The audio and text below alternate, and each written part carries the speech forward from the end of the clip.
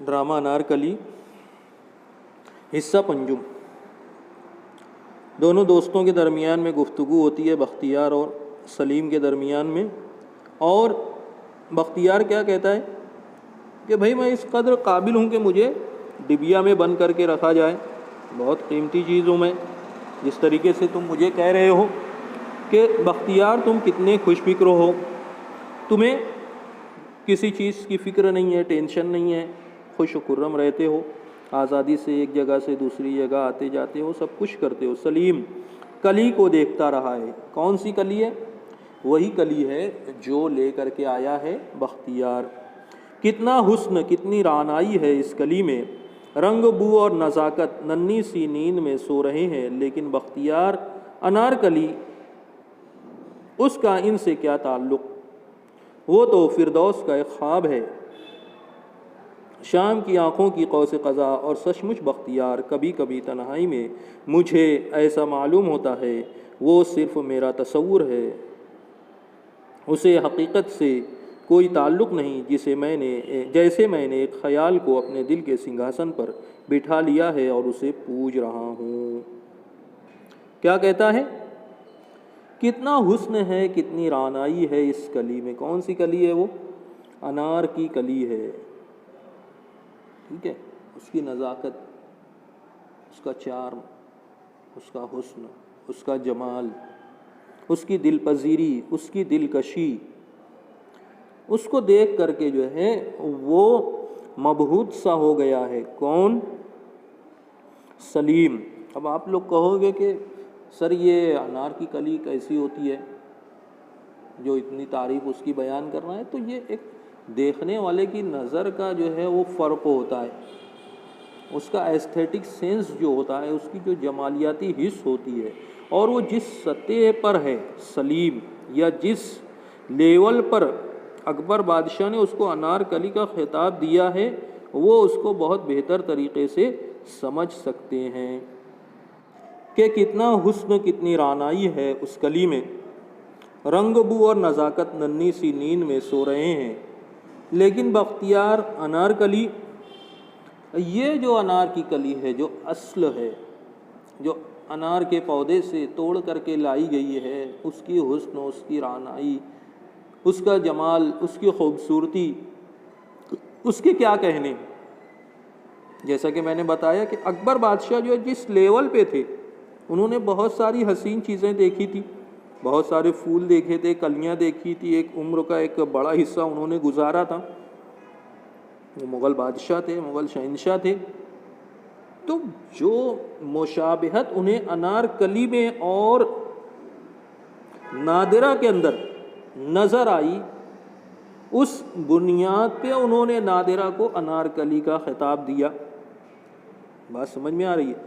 لیکن اب یہاں پر جو انار کے پودے کی کلی توڑ کر کے بختیار لا کر کے اس کو دے رہا ہے سلیم کو، تو سلیم اس کو دیکھتا ہے اور پھر اس کا موازنہ جو ہے وہ نادرہ سے کرتا ہے، اور کہتا ہے کہ ارے یہ جو پھول والی انار کی کلی ہے وہ کیسی ہے، اور اس کے مقابلے میں نادرہ کا کیا حال ہے؟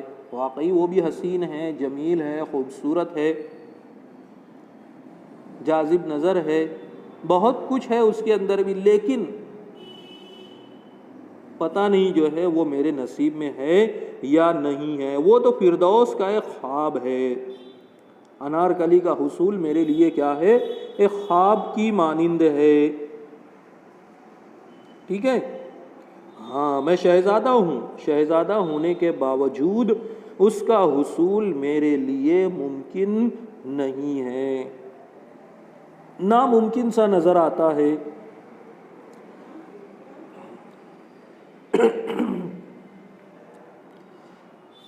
کیوں ناممکن ہے؟ اس لیے کہ میں مغلیہ سلطنت کا جانشین ہوں اور وہ ایک معمولی رقاصہ ہے۔ سمجھ میں آ رہا ہے؟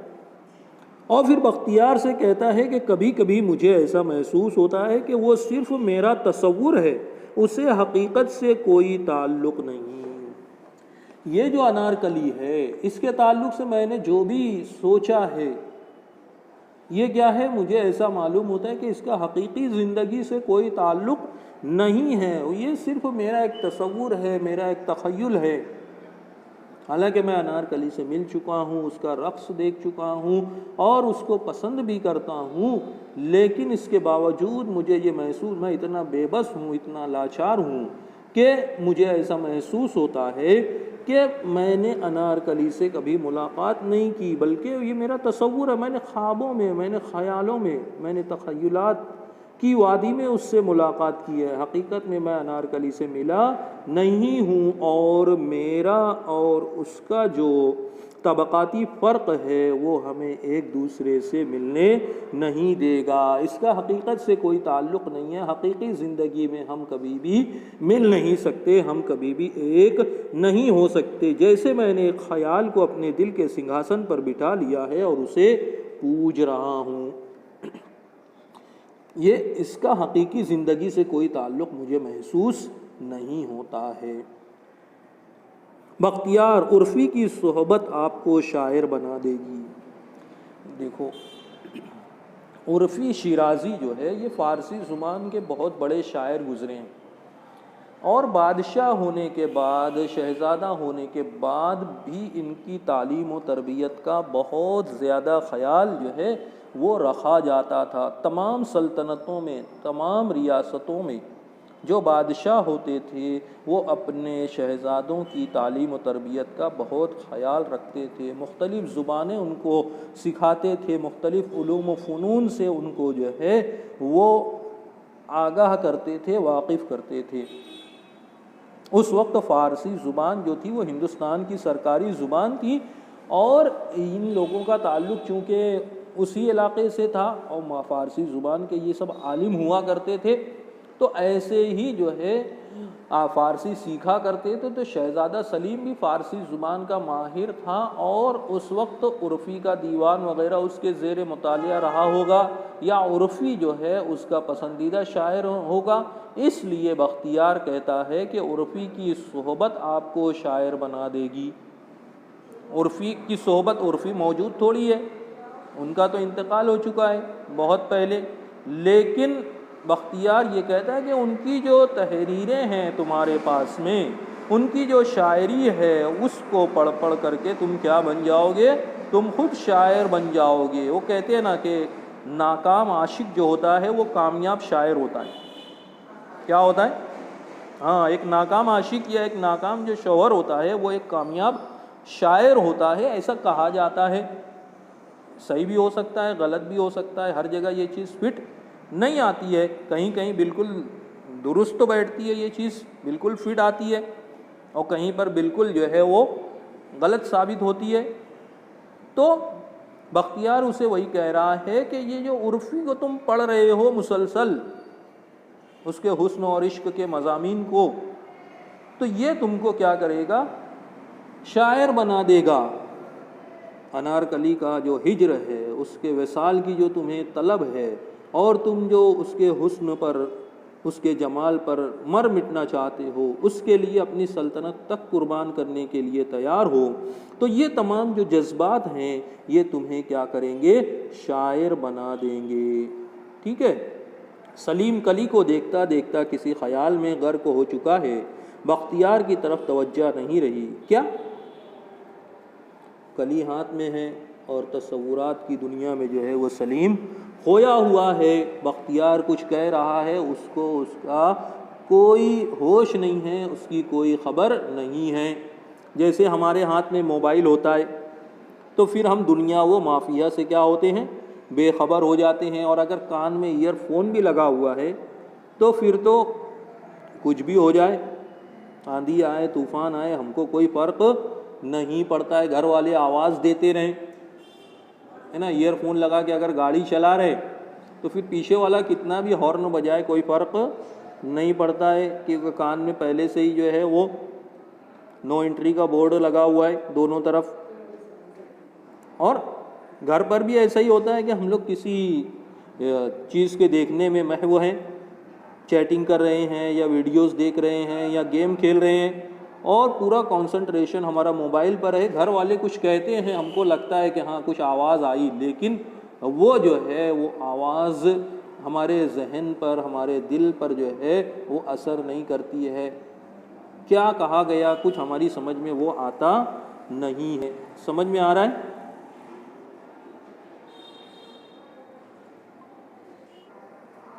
ہم لوگوں کو خبر نہیں ہوتی ہے، ہم لوگ موبائل میں محو ہوتے ہیں، غرق ہوتے ہیں، منہمک ہوتے ہیں.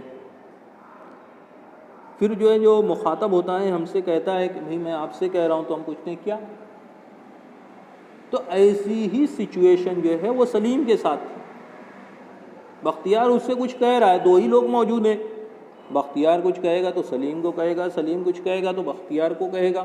اس ایوان میں یہی دو موجود ہیں. لیکن سلیم جو ہے وہ انارکلی کی یادوں میں کھویا ہوا ہے. اس کو بختیار کی باتوں پر کوئی دھیان اور توجہ نہیں ہے. اس کی تو کہتا ہے کیا؟ اس کو کچھ آواز لگی تو اس کو یہ سمجھ میں آیا کہ بختیار کچھ کہہ رہا ہے، تو اس نے کہا کہ کیا بول رہے ہو؟ بختیار سلیم کو بے توجہ دیکھ کر ذرا بلند آواز سے، مغلوں کو مدبر بادشاہوں کی ضرورت ہے، وہ شاعر بادشاہ نہیں چاہتے. سلیم اسی بے خبری کی کیفیت میں درست ہے. کیا بول رہا ہے؟ شعر شاعری والا بادشاہ نہیں چاہیے مغلوں کو. اتنے بڑے ہندوستان پر حکومت کرنی ہے تمہیں، تم کل کے ہندوستان کے شہنشاہ ہو. تم شعر شاعری میں لگ جاؤ گے، عشق عاشقی میں لگ جاؤ گے، تو یہ وسیع اور اس سلطنت کا کیا ہوگا؟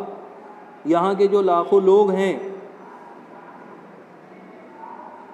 ان کا کیا ہوگا؟ مدبر بادشاہوں کی ضرورت ہے، حکمت اور بصیرت رکھنے والے بادشاہوں کی ضرورت ہے، رعایا پرور انصاف پسند بادشاہوں کی ضرورت ہے. تم تو انارکلی کو لے کر کے شعر و شاعری میں اور عشق و عاشقی میں لگے رہو گے، تو حکومت کا کیا ہوگا؟ سلطنت کا کیا ہوگا؟ عوام کا کیا ہوگا؟ یہ جو اتنی طویل اور عریض سلطنت تمہارے آبا و اجداد نے قائم کی ہے ہندوستان میں، اس کا کیا بنے گا؟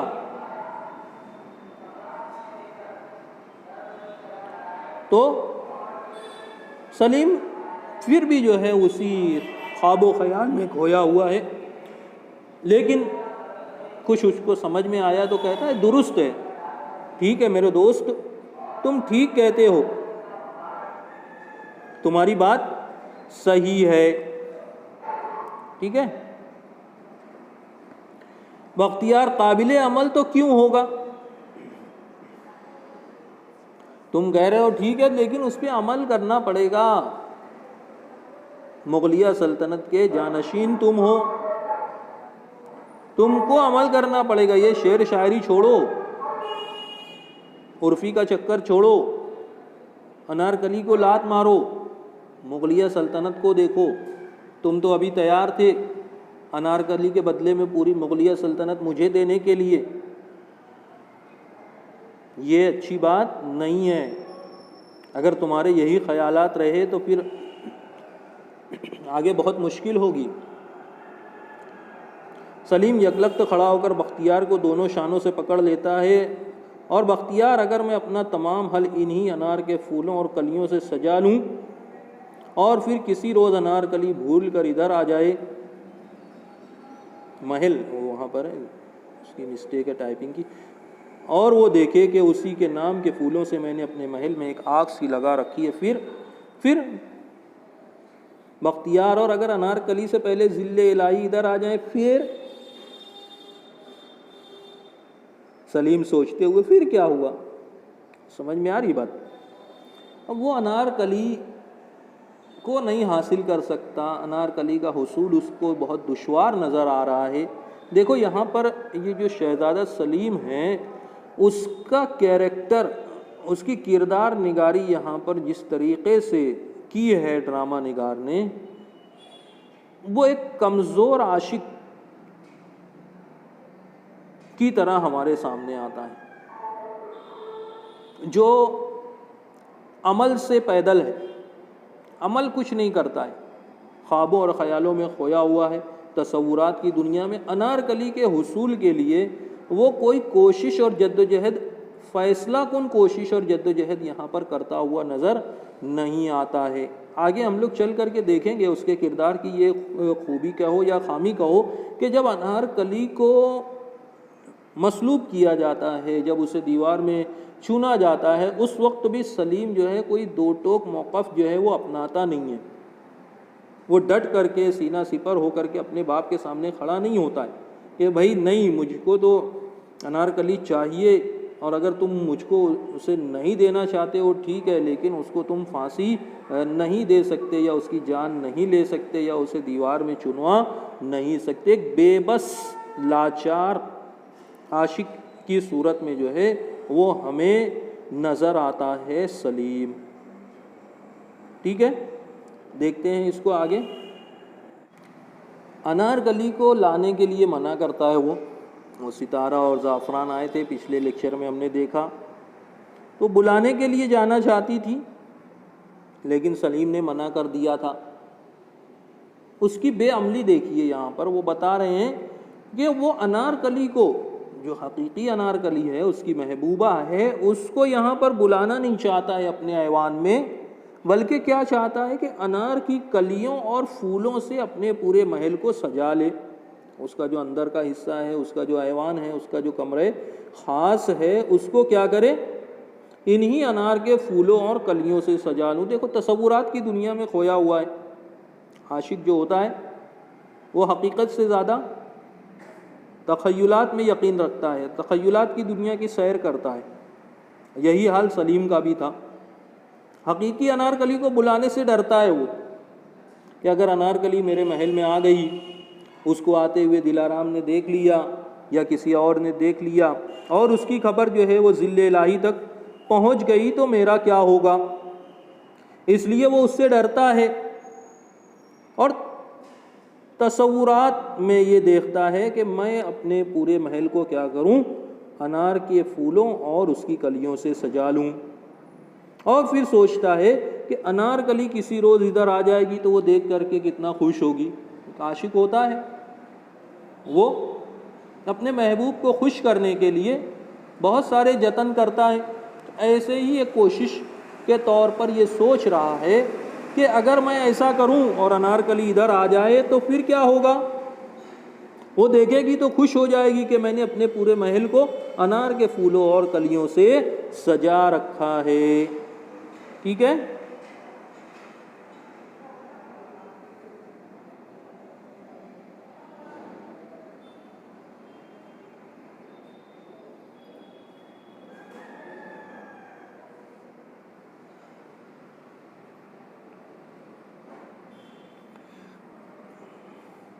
لیکن اس کا جو دوست ہے بختیار، وہ دیکھو جو عشق ہوتا ہے نا وہ عقل کو معاف کر دیتا ہے، عقل کام کرنا بند کر دیتی ہے، وہ پھر دماغ سے نہیں بلکہ دل سے سوچتا ہے۔ عاشق جو ہوتا ہے وہ بھلے برے کی فکر چھوڑ دیتا ہے، ایسا کروں گا تو ایسا ہوگا، ویسا کروں گا تو ویسا ہوگا، یوں کروں گا تو یوں ہوگا، وہ سود و زیاں سے بے پرواہ ہو جاتا ہے، نفع نقصان کی اسے کوئی پرواہ اور فکر نہیں رہتی ہے۔ سلیم کے کیریکٹر میں ہم نے دیکھا کہ وہ انہی انار کی کلیوں کے بدلے میں کیا ہے، اپنی پوری سلطنت تج دینے کے لیے جو ہے وہ تیار ہے۔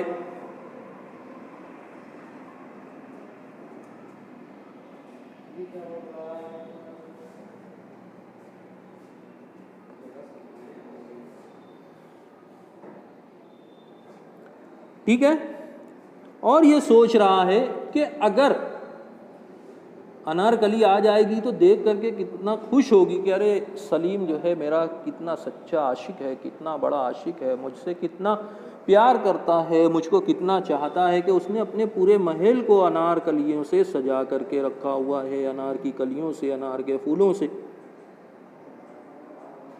ٹھیک ہے، وہ شہزادہ تھا، اس کے لیے یہ مشکل نہیں تھا، کسی بھی کنیز کو یا غلام کو حکم دیتا، وہ لے کر کے آتا، باغ کا مالی تھا، کہیں سے بھی پھول لاتا، کلیاں لاتا، سجا دیتا اس کا۔ یہ اس کا جو ہے عمل سے فرار بتا رہے ہیں یہاں پر کہ جو حقیقی انارکلی ہے اس کے حصول کی بجائے، اس سے ملاقات کی بجائے وہ کیا کر رہا ہے، چور راستے تلاش کر رہا ہے، فرار کے راستے تلاش کر رہا ہے، وہ دیکھے گی کہ میں نے ایک آگ سی لگا رکھی ہے. دیکھو آگ سی لگا رکھی ہے، کیوں کہا یہاں پر؟ لال کلر کے وہ پھول ہوتے ہیں، کلیاں ہوتی ہیں اس کی. دوسری بات کہ ایک آگ اس کے، دیکھو مشابہت دیکھو کہ ایک آگ جو ہے اس کے دل میں لگی ہوئی ہے.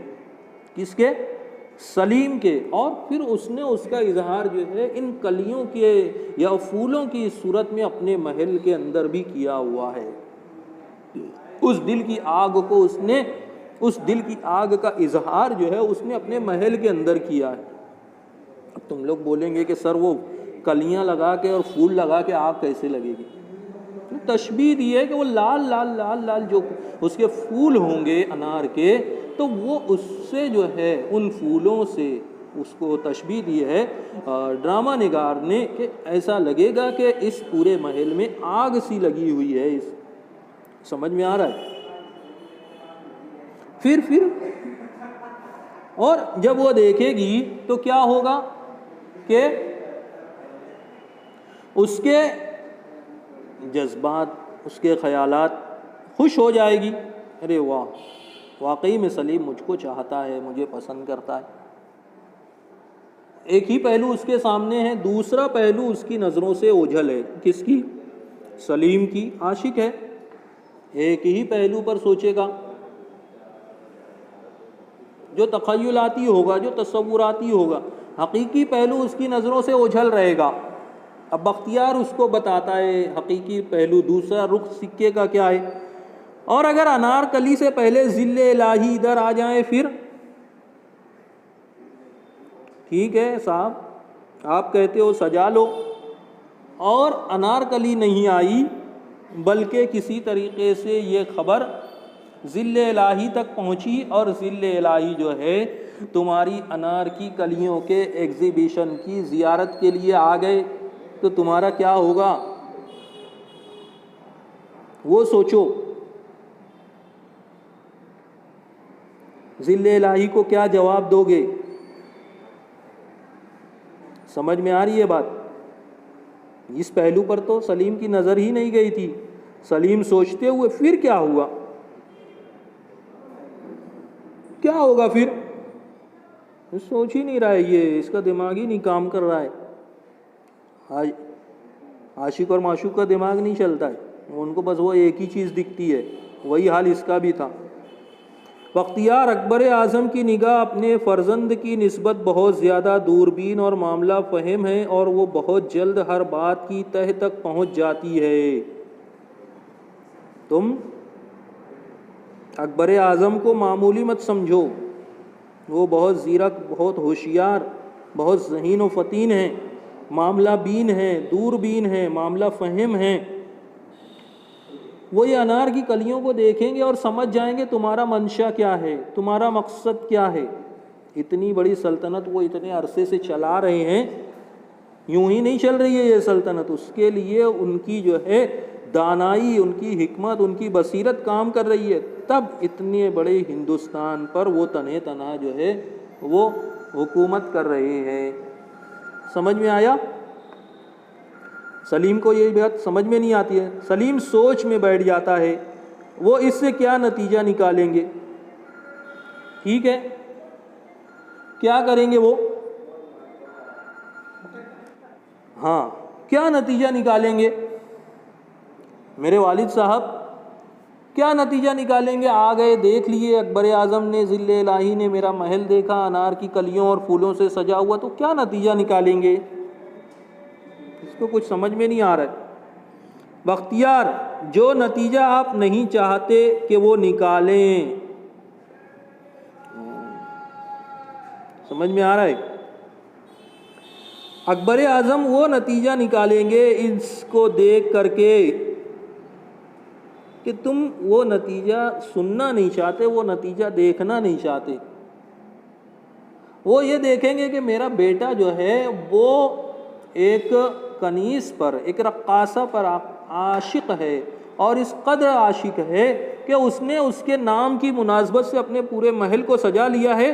تو وہ اس رقاصہ کا جو ہے وہ پتہ کاٹ دیں گے.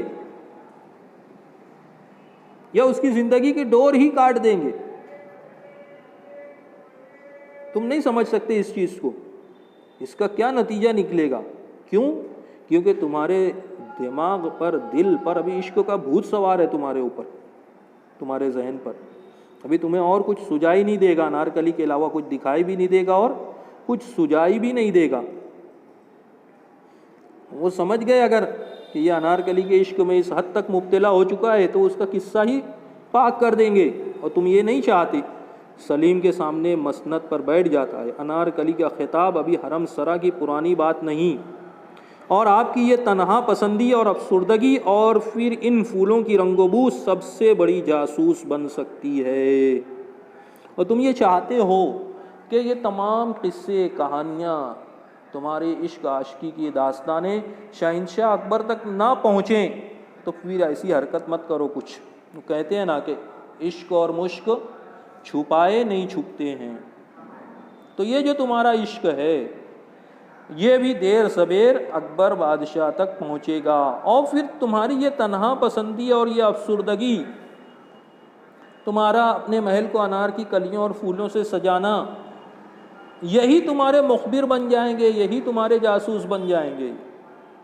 یعنی انہی سے بادشاہ سلامت کو اشارہ مل جائے گا کہ سلیم جو ہے وہ انارکلی کے عشق میں مبتلا ہو چکا ہے، انارکلی پر فریفتہ ہے، اس کو دل و جان سے چاہتا ہے. اور جب وہ اس حد تک جا چکا ہے، اپنے محل کو سجا چکا ہے انارکلی سے، اس کا مطلب یہ ہے کہ وہ انارکلی کو اپنے محل میں لانا چاہتا ہے. سمجھ میں آ رہا ہے؟ تم نہیں سمجھ رہے ہو کہ یہ پھول کا اپنے محل کے اندر لگا لینا، اپنے کمرے خاص میں لگا لینا، یہ ایک میسج دے رہا ہے، یہ ایک علامت ہے کہ میں انارکلی کو لانا چاہتا ہوں اپنے محل میں، اپنے حرم میں. سمجھ میں آ رہا ہے؟ یہ ایک پیغام ہے، اور بادشاہ کے لیے اس پیغام کا سمجھنا کوئی مشکل نہیں ہے. بہت دور اندیش ہے، بہت ذہین اور چالاک بادشاہ ہے. تمہارے والد کو تم معمولی مت سمجھو. ٹھیک ہے، یہاں تک رکھتے ہیں ہم لوگ. اس کے بعد اگلے حصے میں انشاءاللہ آگے کا جو ڈرامہ ہے اس کو دیکھیں گے. ٹھیک ہے، سمجھ میں آیا سب کو؟